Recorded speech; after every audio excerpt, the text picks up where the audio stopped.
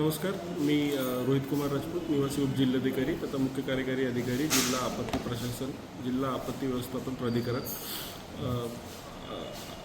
उद्या दिनांक 9 जुलै 2026 रोजी नाशिक जिल्ह्याच्या घाटमाथ्यामध्ये पाऊस पडण्याची शक्यता वर्तवण्यात आलेली आहे. यासाठी IMDकडून येलो झोनची वॉर्निंग देण्यात आलेली आहे. त्या व्यतिरिक्त दक्षिण गुजरातमध्ये मोठ्या प्रमाणावर पाऊस सुरू आहे, ज्याचा परिणाम नाशिक जिल्ह्याच्या उत्तर भागातील तालुक्यांमध्ये होण्याची शक्यता आहे. या सगळ्या बाबी विचारात घेता जिल्हा आपत्ती प्राधिकरण नाशिक यांची बैठक घेण्यात आली. त्या बैठकीमध्ये सगळ्या विभागांसोबत चर्चा करण्यात आलेली आहे. विभागांचे जे काही सूचना व अभिप्राय आहेत ते विचारात घेऊन असा निर्णय घेण्यात आला आहे की उद्या त्र्यंबक, इगतपुरी, पेठ, सुरगाणा आणि बागलन आणि कळवण या 6 तालुक्यांमध्ये शाळा बंद ठेवण्याचे आदेश निर्गमित करण्यात येतील.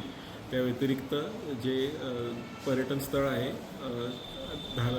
धबधबे आहेत, हे पूर्णपणे पुढच्या रविवारपर्यंत बंद ठेवण्याचे निर्देश देण्यात आलेले आहे. ते तसेच कायम राहतील.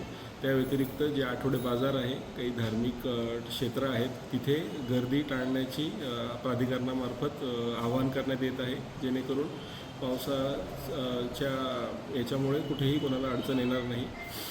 धन्यवाद. मी सांगितल्याप्रमाणे जे 6 तालुके आहे तिथे जे प्राथमिक शाळा आहेत, त्यामध्ये प्री स्कूल आणि 1ली ते 7वी यांचे जे सगळे शाळा बंद राहतील, त्यासाठी सुट्टी जाहीर करण्यात येईल.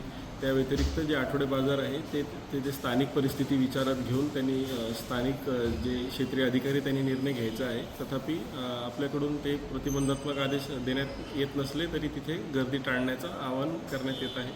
नागरिकांनी या संपूर्ण कालावधीत सतर्क राहावं आणि त्यांनी सुरक्षेच्या दृष्टीने निर्णय घ्यावे. धन्यवाद. त्र्यंबकेश्वर मंदिर खुलं राहणार आहे की बंदच? त्र्यंबकेश्वर मंदिर हे मान्य सहआयुक्त सहधर्मदाय आयुक्त यांच्या अध्यक्षतेखाली जी कमिटी आहे त्यांच्या अन्वये याबद्दल निर्णय घेतले जातात. मात्र त्यांच्याकडून जे माहिती प्राप्त झालेली आहे तर तिथे त्र्यंबकेश्वर मंदिर हे उद्या देखील उघडं असणार आहे.